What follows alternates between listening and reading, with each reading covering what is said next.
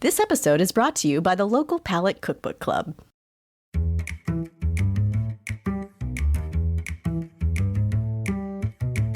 How do you create a gluten-free bread book with the hope that it'll transcend a niche category?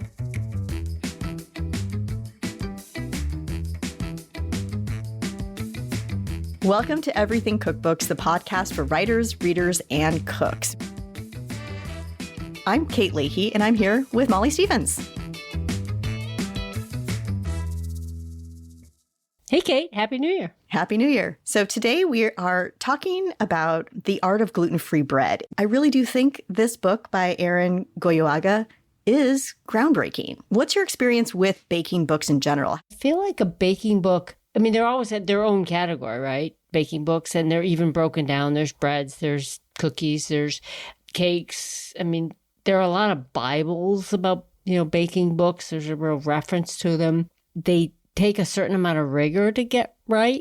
Right. Because who was it who wrote the book who was trying to get away from the rigor and saying you can bake just the way you cook, like a dash of this and a spoonful of that.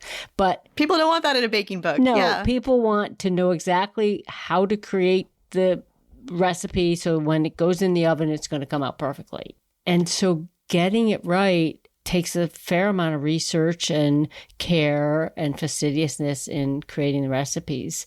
And then if you're adding on gluten-free, it's grown so much in popular culture. There's so much more of it. It's everywhere. It's on every menu. It's a much bigger category than it used to be. Right. And it is an important category because if you were somebody who was able to bake cookies with wheat flour and bake breads with wheat flour, and then one day you find out you can no longer tolerate wheat flour, where do you turn to for those familiar comforts? And I think bread is one of the most essential. Or someone you love, or someone you cook for, or you entertain, or you cook professionally, and more and more of your clients are asking for gluten-free things.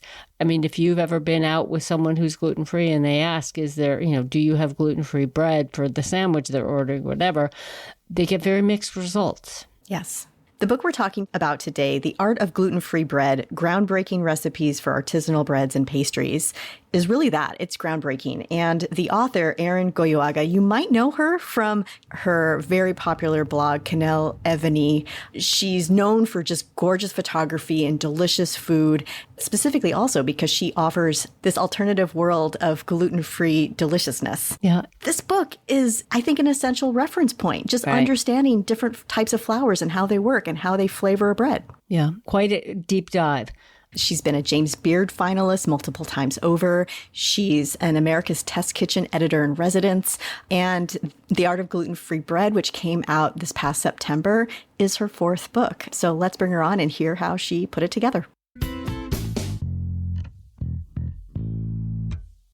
Welcome to Everything Cookbooks, Aran. Thanks for having me, Kate and Molly. It's great to have you here to talk about this incredible accomplishment, which is the art of gluten-free bread. Molly and I were talking about how did you do this book? So we want to get into that with this conversation.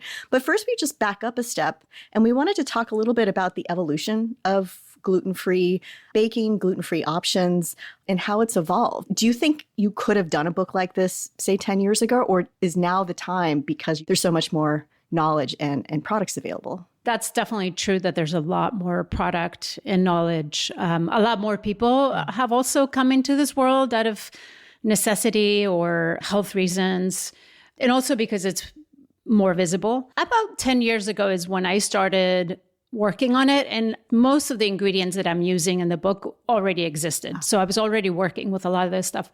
When I first started dabbling with gluten-free baking, it was about 2005. And it was because a friend of mine's son was diagnosed also with gluten intolerance. And I remember thinking back then, I wasn't gluten-free myself. And I just remember thinking, wow, this is like such a odd thing and bizarre. And I couldn't find all the ingredients. She had asked me, I was working as a pastry chef, and she had asked me to work on some recipes for her. And yeah, that was a whole other world.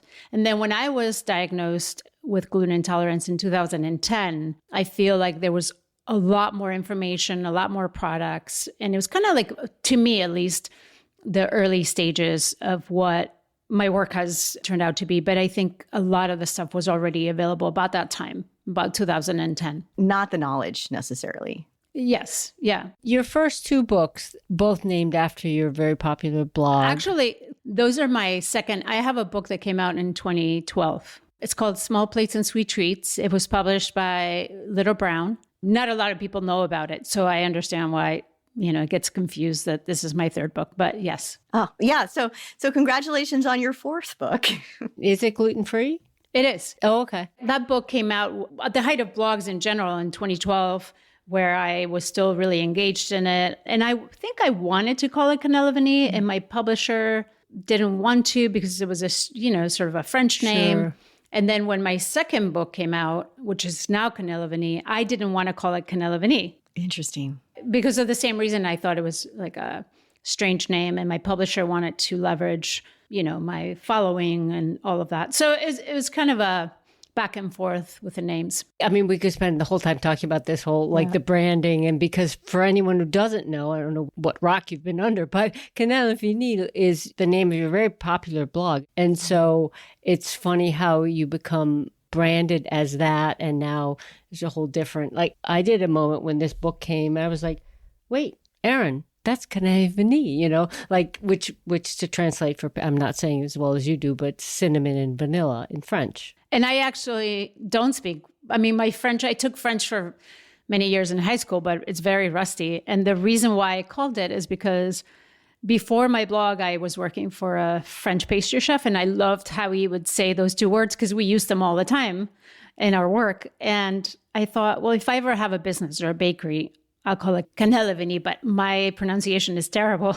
Yes. And so it's sort of like this convoluted, oh my gosh. Something that doesn't really make sense. Right. I'm always confused. I'm like, wait, Aran's based in Seattle, but she's from the Basque region. But I'm from the Basque part of Spain, not France. Right. So I grew up an hour from the French border, but I grew up speaking Basque and Spanish. Right. And so you drive an hour and then you end up being in France and they speak Basque and French. But it is a beautiful sound, and I can see why. I could see why it kind of attracted you. And also back then, people were so experimental with the names of their sites. On the cover of The Art of Gluten-Free Bread, I noticed that blog has mentioned the creator of Cannelle.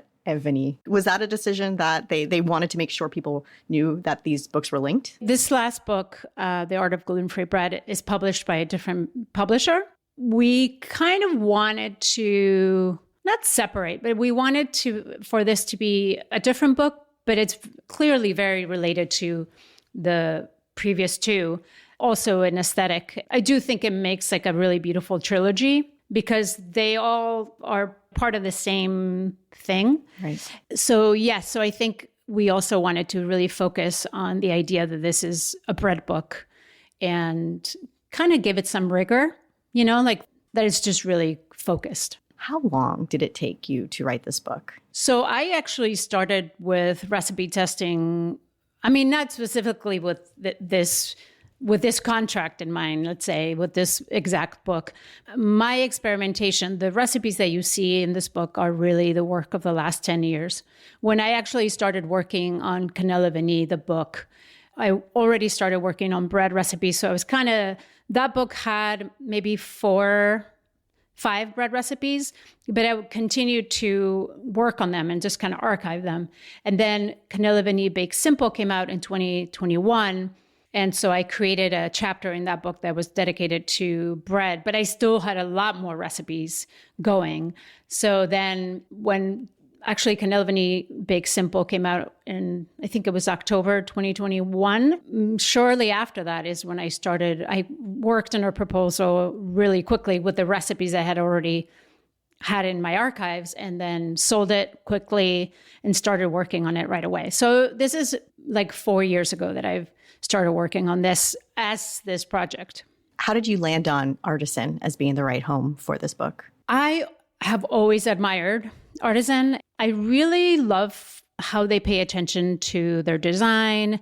They're very focused. I know they do general cooking books as well, but I feel like they always have a very, I don't want to say single subject in a boring way, but their books are very focused, expert driven. They give you time because they don't publish a ton of cookbooks every season. they really want to produce the best book that you can give to them. And so I asked for a year extension actually with this book, and they gave it to me. I just knew that this was the home for it. And they had published other bread books that I admired. So I really liked their editing. And Judy Prey, my editor, I knew about her. And so I wanted to work with her. Did you need the year because your research wasn't done? Yes, I really felt like I wanted to be able to feel like I was locked in, like the kids say. Yeah, no. And locked in doesn't even begin to describe the level of, Kate and I were talking about, gluten-free bread has never been easy. But this book is so far beyond like the early days where you get 1-to-1 or cup for cup or add xanthan gum and pour it in a loaf pan. These recipes are a whole nother level. I think you use 11 different flours in it, and your familiarity, your fluency in these different grains and starches and how they work and what they contribute.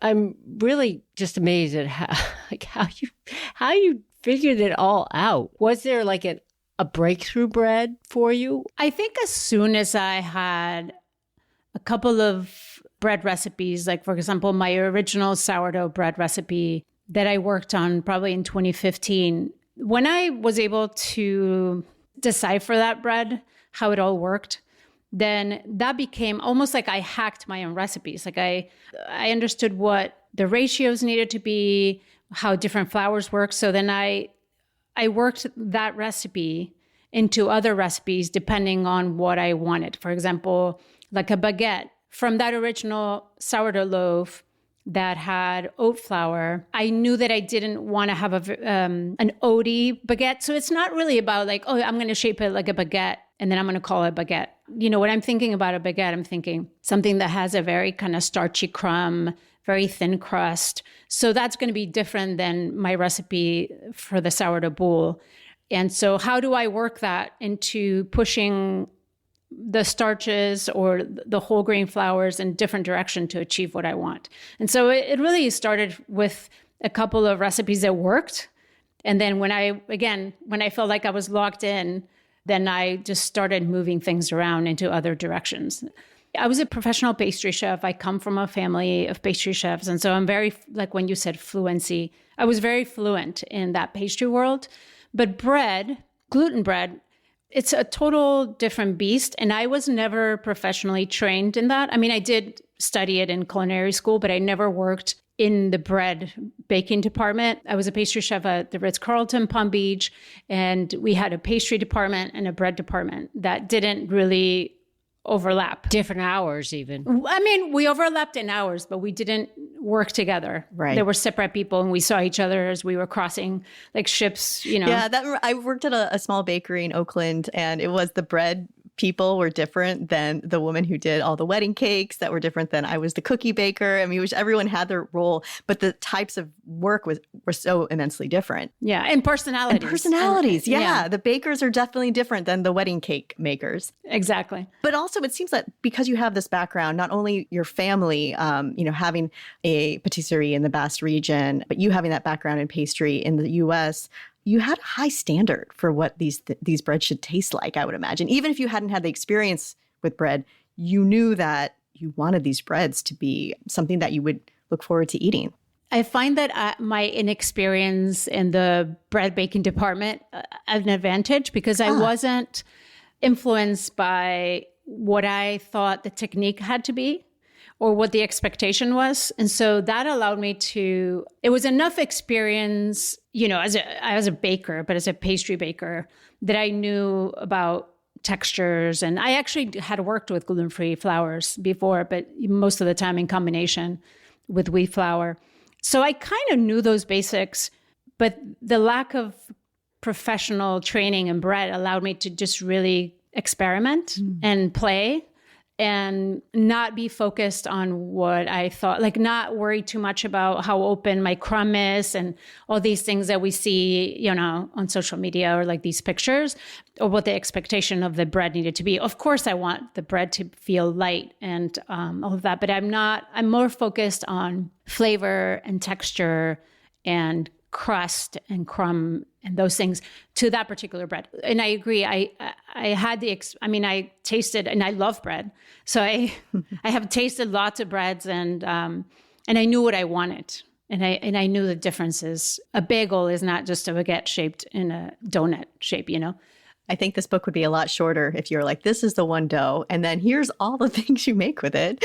Right. I think that was one of the most, I don't want to say surprising, but biggest revelations when I was reading this book, that there isn't a master recipe. I sort of thought I might find the master recipe for, baguette style, the master, but it's these various combinations of these different flours. And the introduction is, we often talk about how much weight the material carries in a book, and your introductory material carries a lot.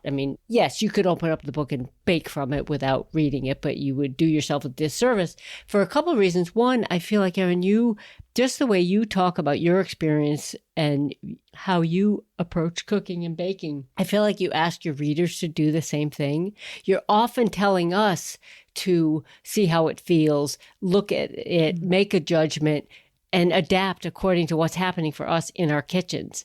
As a cookbook author, I love that you do that, but I feel like sometimes I'm like, what if the cook doesn't want that responsibility? But you really are giving them the information and also saying it might be different. You might have a different teff flour. Your millet flour might not be the same color as mine. And so you're giving us this information because you know the realities of baking with these ingredients as well. Yeah. You're really asking us to dive in with both hands here. I appreciate that you noted that, because with this book, I really wanted it to be a comprehensive book. I wanted it to be beautiful and approachable, but at the same time, I wanted to be a lasting resource and something that people look at when they want to begin and learn. I love holding people's hands, but you have to be committed to the process. Bread is not, I'm not going to give you a recipe for a bread and then you shape it into no, that's not. I want this to be really a reference book. Without it, I don't want it to be boring, like where you go to school and you get this book, but foundational book. That's a good term. Yeah. So the first chapter, I've been trying to, anybody who wants to listen to me is like, read the introduction. There's going to be so much information in there that you don't really know, especially if you have baked with gluten before, or you're just sort of not like a very confident baker. Like, this is going to explain a lot of things to you that are going to help you save time and money wasting an ingredient. Right. So you could definitely jump into a recipe and make it. But if you've never done it before, picking up psyllium from your supermarket down the street, or like really buying something that's like very pure and refined, is going to make a world of a difference. And so I go into all those details and like the different flours. And unfortunately, the world of gluten-free ingredients is the variance is huge. And so I say unfortunately, because I wish it was easier, that everything was a commodity, that like where I buy here is the same as someone in the UK. And unfortunately, it's not that way. So I have to explain what we're looking for and why. And so all that information is in the introduction, how to be a successful gluten-free baker chapter. I wanted to talk to you about that section, just a couple of specifics. Just an example, your oat flour section. You note that some people have intolerances to oats, and that's something that I don't think is common knowledge, but I wonder if that's something that you've just learned throughout, being in a community of people who have various intolerances. But then you also talk about how light buckwheat flour provides similar elasticity. So how do you figure those things out? When you're approaching each flour, what's the kind of information that you want to provide in each of those sections?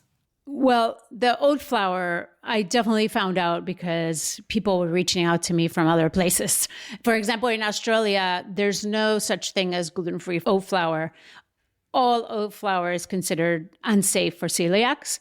And so I don't know if that's because the way they grow their oats, they're naturally just in the process contaminated, or because they have seen in their medical research that a lot of the population with celiac disease is also sensitive to avenin, which is the protein that exists in oats. So I don't know why that is, but they never use oat flour in their gluten-free recipes. So that is mostly what prompted me to offer that solution. That leads to R&D, because you have to actually figure out what is a substitute for oat flour, which seems like a very useful alternative. Yes.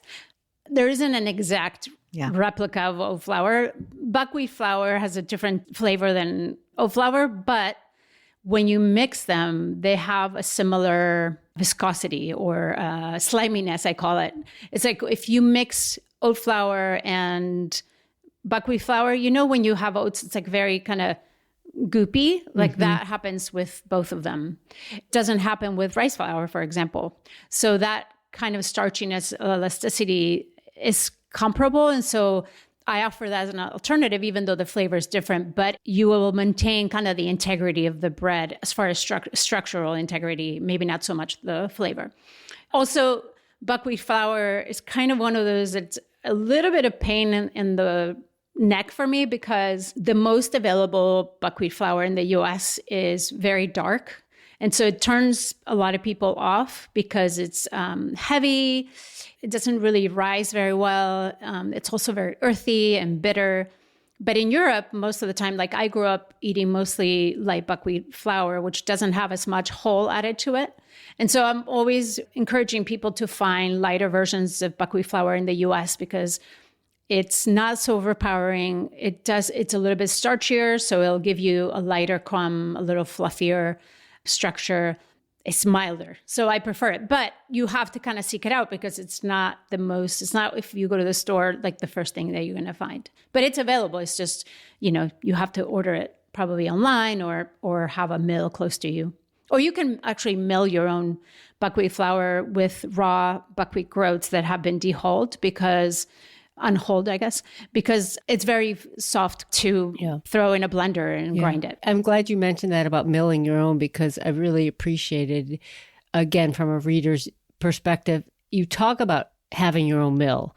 And when I, first started and I saw there these 11 different grains and starches I might need, and then I thought, oh God, I've got to go buy a mill, Even though I'm sure you do some of your own milling and have access to that, you're very careful to not expect people to go out and mill their own flours as well. But, why it's important to have the super finely milled flours and the amount of experimentation. And I just go back to how, like, having baked with wheat flour most of my life and career, and I think of myself as pretty technique-based or science-based in my approach to cooking. But the way you break down that wheat has the whole grain, it has the starch, it has the protein, it has the binders, all there. So you just a cup of wheat flour and what do they say? Bob's your uncle. You're off to the races, right? But when it comes to gluten-free flours, you are creating these combinations to get the starch, get the protein, get the whole grain and the flavor. And I think the flavor is one of the things that really makes this book stand out is these breads have flavor. You're not just trying to recreate something that's pretend to be a gluten bread, a disappointing gummy. And that's what, back to Kate's point about it feeling kind of groundbreaking. I do get the sense that this book is a book that people are going to turn to as a reference, a foundational text on gluten-free baking. Oh, thank you. It's interesting because I do understand why people get intimidated by seeing 11 whole grain flours and starches listed in binders. But I do offer in the book a chart where it explains their different protein content and hydration ratios. And so you can, if you want to invest only in, let's say 3, you can. You might miss out on like the different flavors for different breads, but you could probably get away with recreating kind of your own blend of, like a brown rice flour with tapioca starch and then psyllium. Like it could be as minimal as you want, but of course you're going to miss out on some things. But it's always been a kind of a dilemma for me. Like, do I teach people about all of the ingredients that are available? Is that overwhelming? Or do I limit myself to using a mix and that's it? So it's kind of somewhere, I want to be somewhere in the middle. I want to tell them what's available, but also let people experiment once they understand what they're doing. Like with everything, first you have to follow the recipe as it's written. So you know what the most objective important is. part thing, right? And then once you've made it a couple times, you develop an intuition for it, which gives room for your own experimentation. And that's my goal, for people to really take these recipes and which has happened with my other books, especially the bread recipes. People always come to me and they're like, oh, I replaced the oat flour with buckwheat flour. I made this a little bit heavier on the teff flour and less starch. And I learn a lot actually by when people report back to me and see what they're doing, because I get to see, they're almost like my little experimenters too. I get to see the results. And that's probably why I don't think this book could have come out 10 years ago. It would have been a different book. This would have been like the part 2 or the volume 2, where it has more in-depth information, just because I think it is important to have a reference for all these different grains. And then if I want to make, say, the Nordic style bread, I know I'm already going in wanting a mix of all these different grains. But if I want to make a croissant, it's not as many flours that I'm mixing. But I have to ask you about that croissant recipe, because that looks incredibly hard to get right. And I want to know, just what was it like to write that recipe? How many trials and errors did you have in your kitchen? Were you just tired of croissants after that and never wanting to try it again? I love croissants, so I could never get tired of them. The way the recipe came about, I actually started with my first brioche recipe. And so I thought, okay, I have an enriched bread that is from, because croissants you're dealing with fermentation on one side, that is an enriched bread that's fermented. Although traditionally croissants don't have eggs. So this recipe is a little bit different. And I call it Danish dough because Danish is a little bit richer than croissant. So I was like, okay, I'll call it Danish dough, but I shape it into a croissant. So then I'll call that a croissant. I like that. I want to be rigorous with how I name things. I want them to have a base that it's not like I've seen things like a almond croissant blondies. It's like, that's not a thing. That's not a thing. Yeah. So I want to be rigorous and respect the tradition. So I started with, I knew I needed eggs, even though the traditional doesn't, because to be able to laminate a dough, you really need to have elasticity, and egg whites provide that. Then I started with my brioche recipe, which has 3 eggs.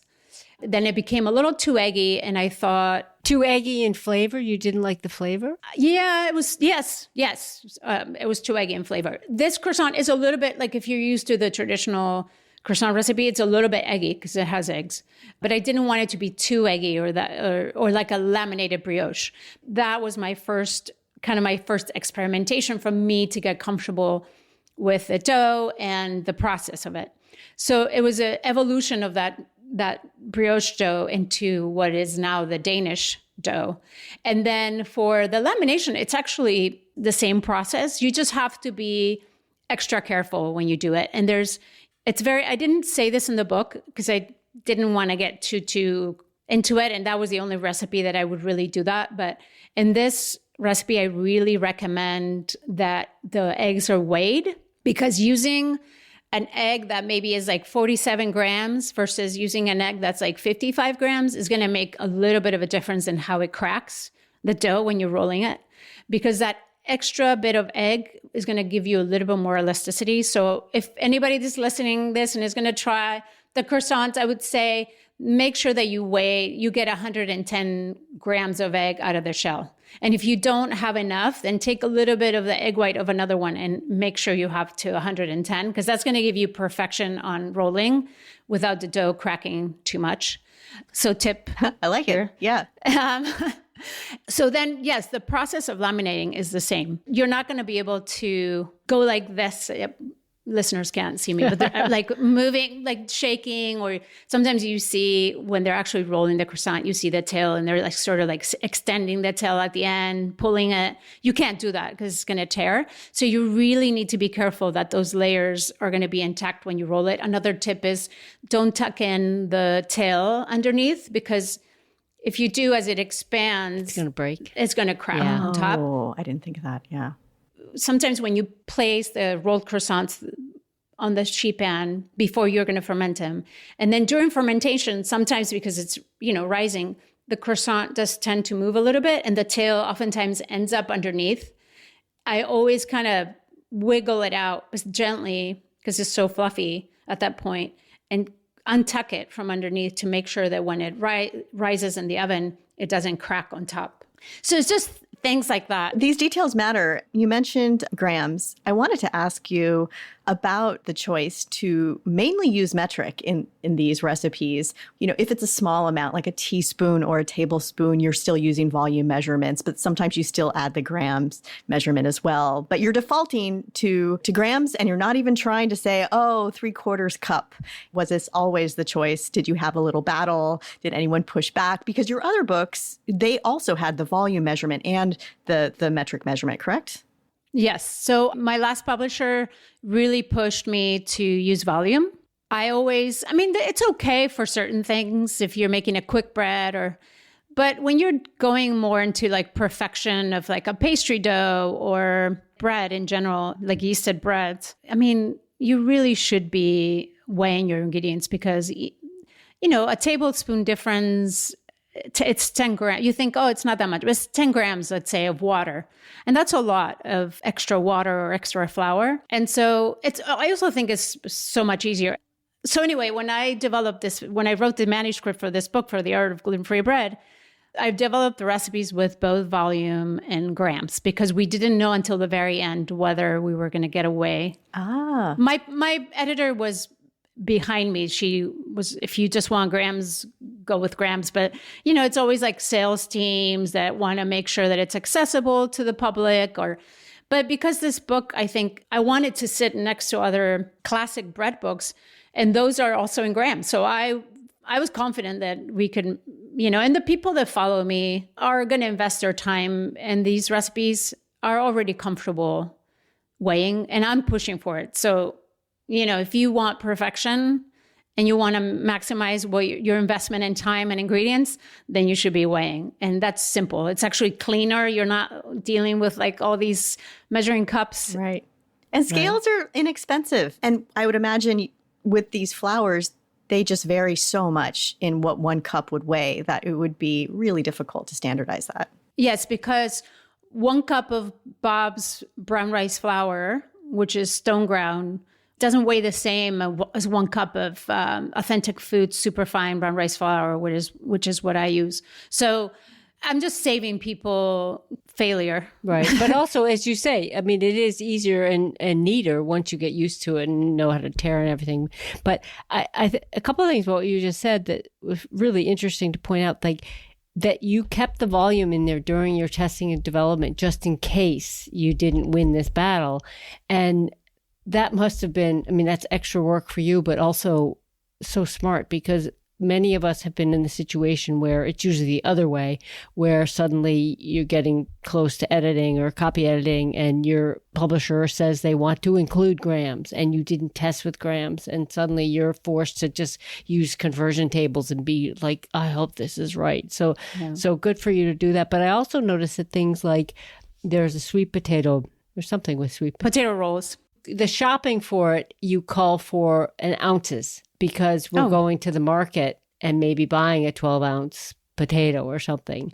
But then when we cook it and mash it and use it in the recipe, we're using grams. So it's very user-friendly that way. But also you talk a lot about ratios, and there's some pretty, I don't want to say complicated math, but you share with us how, like if I want to convert a yeast recipe to a sourdough or vice versa, you give us all these math equations, which absolutely would not be possible with volume measure. There'd be no way to even approach it. Absolutely. You talk about ratios, and this goes back to my point earlier about giving the reader the information they need to just do this, come up with their own creations. Was there ever a point where you thought that the recipes would just be ratios and not... Like baker's percentage, you mean? Not that advanced, no. I don't think most people know. It just actually, after the book came out, I reached out to my pastry school, culinary school teacher who was my bread baking teacher. And I was talking to him, just joking, because he used to make me do all his Excel spreadsheets of baker's percentages. And I love that. I geek out over numbers. But I wouldn't do that to people. I think it would be too confusing. And I think it would limit the book to kind of a pro. Like it's just one more piece of information. And it's, if you want to find out, I tell you in the book what it is. It's really, usually it's, your wheat flour is 100%. In this case, you're going to have a combination of different flours. So you add them all up and that's your 100% base. And then you calculate the percentage over that 100% of the rest of the ingredients. That was a little bit going a little too far. I still wanted to keep it for the home baker. Yeah, I think it's wise because I think a lot of people are turning to this book for solutions. You have that chapter on holiday baking and things that are just really hard for people when they are faced with having to give up gluten. So you're giving people a lot of solutions. And that range of people, I think there are the pros. I definitely think there'll be a lot of professional bakers who will want this book in their collection. But I also think you're right about the home baker and that audience is so important too. Yeah. I did want to ask you about the photography for this book because it is so beautiful. You have your aesthetic, you've established it through your other work, but also it's you doing a bread book. That's a lot of production. So how did you shoot it? Thank you for saying that because photography is such a big part, I think, of how I communicate and how I relate. And I share emotional, like all the feelings of a book, I think I share through photography. Writing is very difficult for me. I consider myself at best an average writer. So I think I pour all of my emotions into the visual aspect of the book. And the way I do it is I have two different brains. And so while I'm developing a manuscript, I am not photographing anything. I am photographing it maybe with my phone, for archiving, for reference, for my own, see how the recipe development is going and the stages, but not anything that's going to be shared in the book. Once the manuscript is out of my hands and in the hands of the editor, then I flip my switch in my brain and then I start going into more of a artist, thinking about light, thinking about softness, thinking about, so sometimes I save some of the breads in the freezer and then I shot them afterwards. But most of the time I was making the recipes again. And actually I love this process because it allowed me to, this is very nitty gritty, but those who are working on books, they will appreciate it. So when you're developing a recipe, I'm taking notes on a moleskin notebook and by hand, then I transfer them into a Word document. Then I have multiple versions of a Word document that I end up consolidating into a manuscript. And so sometimes things get lost in that process. And so when you have a final manuscript, that's kind of like what I'm going to be working on. So all the photography, I'm going to be using that final thing that is actually going to end up in the book because it's going to make me also like double check that there's no mistakes or that I'm not missing something. So it's almost like my own copy editing process as I'm shooting, if that makes sense. But by then I'm not thinking anything technical. Of course I'm making it. And if there's a mistake, I will address it. But it's really more of a, I don't want to sound pretentious, but like my artist, creative brain kicks in. And then I'm thinking more in those terms. And sometimes I look at books that I love where there's a creator and a photographer. And I love how the photographer shoots a bit from the outside. So there's like a character and there's the photographers capturing things, environment. But because I am all of those things, it's harder for me to, I don't know how to explain it, but it's not going to be as much of me in it because I'm shooting the work, if that makes sense. Sure. So I try to incorporate environmental imagery too, which a lot of it got cut out of this book because we ran out of space. I wish I could, if I had like 700 pages or something, but it's cost prohibitive. Right. So anyway, so yes, they're very different brains. And this book, because there wasn't a lot of color, I'm not dealing with salads. There's some salads and sandwiches at the back that give it a little bit more color, but most of the things are brown or in the color of that family, brown family. And so I wanted light to be more of a stylistic tool than props, if that makes sense. Sure. Mm-hmm. So it's a lot more like directional light and darkness and brightness. Like that mix is the style tool that I use rather than like tablecloths or spoons or things like that. How long did it take you to shoot? I would say probably about 5 months. Yeah. So that's a long time. Like if you hire a photographer for 5 months, that's like so expensive. Your whole advance would just be dissolved right there. Right. So I'm lucky that I'm able to do it and I have time Was it something where you set a day every week? You said, this day I am in photo mode and I'm not working on anything except for shooting photos for this book. How did you work it in your schedule? Yes, exactly like that. I actively worked on this book for 3 years. And then even probably the last 4 years, even at the end before it came out, like there was PR meetings or whatever, like something that my hands and my brain touched this book every single day, most of the time for 8 hours a day. Wow. So yes, so it was very intense in all aspects. I actually love the process, but then now that I'm done, I'm like, how did I even do that? It just seems I was wondering. so intense. Yeah. Was there a favorite part? Do you like the photo part better than the recipe part? I do. Yeah. I love both. I love photography. I love printing. I love printing the photos and lay them out and edit them so they kind of tell a story. Yes, I do. I definitely love photography. Do you have a studio set up? So I actually have a separate studio kitchen. It's a photo studio. I would go there if I needed a little bit more space, for example, if I needed to create like a dark background or something where I needed more mobility, or like I needed to shoot with a tripod, I go there because I have a kitchen at home that has really beautiful light, but there's not enough space for like a good tripod. And so most of the stuff that was a little bit more photography involved, I shoot at my other studio. And a lot of the things, when you see my hands, I did hire my friend Dorothy Brand, who's a fantastic photographer, to shoot my portraits and a couple of action shots. But oftentimes, like the croissant recipe where you can see my hands in the step-by-step videos, that's actually me shooting and doing at the same time, because I have the camera on a tripod, the camera tethered to my computer, and I could live view so like I can see what's going on. So I'd move my hands, and then I have a remote shutter that I put in my mouth and I shoot with my tongue. So Amazing. this is real. Yeah. It's very lonely too. Like I spend a lot of time alone, and anybody who writes cookbooks knows this. Right. Unless you're hiring a team, but I don't. Right. And that's usually the photography is where the team comes together, right? But you are the photographer, so you are the team. Yeah. Sometimes even the other day I was walking and I was like, my next book, if I get to do one, I'm going to hire a team because this is ridiculous. But I can't. I feel like it's really expression. These books are really an expression of who I am. And I like that. I like picking up a book that might not be perfect in all the ways, but that you can really see and experience the soul of the person.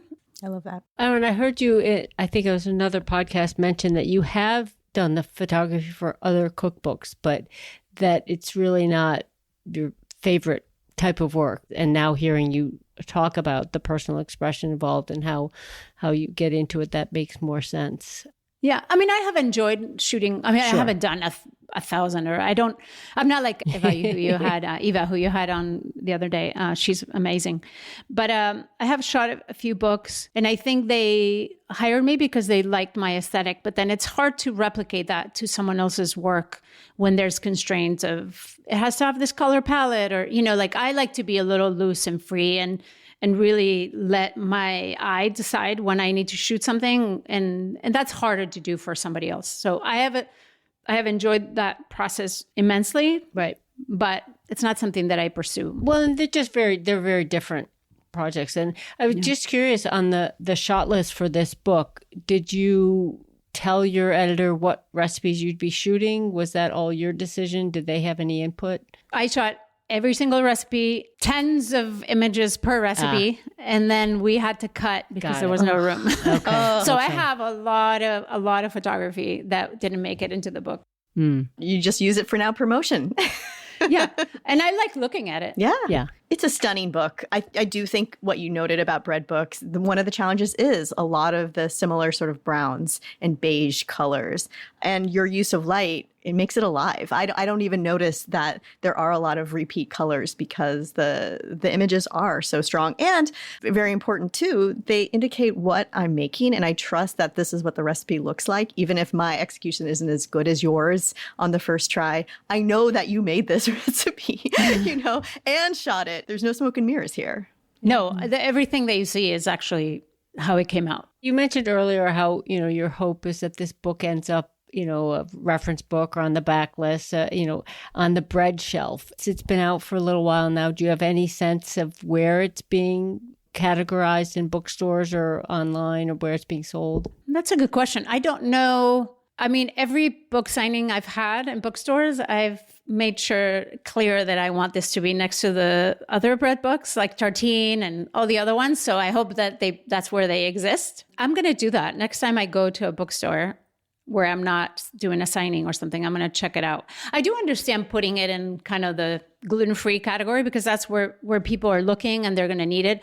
But that's why I love getting to meet indie bookstore owners, because you can go into a bookstore, especially a cookbook store, and you go, oh, I'm looking for this. And they know they're going to recommend their best. And so it's not like you just go into a kind of a big box store and you just go and no one's there to help you. So yes, I think the bookstores I've gone to, they're going to keep them in the bread baking shelves. Yeah.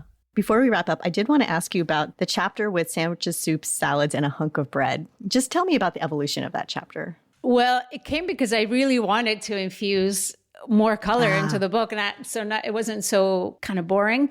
But I do love, in Spain, sandwiches, bocadillos, we call them, are very, like everything on bread, like pinchos, bocadillos, tortas. Like there's so many things that we eat with bread that I felt like it was kind of a fun, lighter chapter to experiment. And I wanted everything that you eat on bread or has bread in it, or, and so there were more of those recipes, but we had to cut them as well. And so save it for the next book. It was where I got to play around a little bit more with salads and fluffiness and like the things that I like to do with leaves and things. It's funny. I didn't expect it, but I really read this book and I got to that chapter. I was excited. I was like, oh, plus the food looks really good too.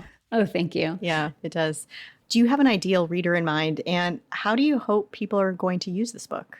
I hope they use it to learn how to bake bread for people who are wheat bakers. And even if they don't have to eat gluten-free, that they get familiarized and they understand, how to work with bread, but it's just in a different way with different kinds of ingredients. And then for people that need to eat this way, I want them to really feel empowered. Yesterday, somebody sent me a photo of a slice of pan de mie that they had made from the book, and it was perfect, even more perfect than mine.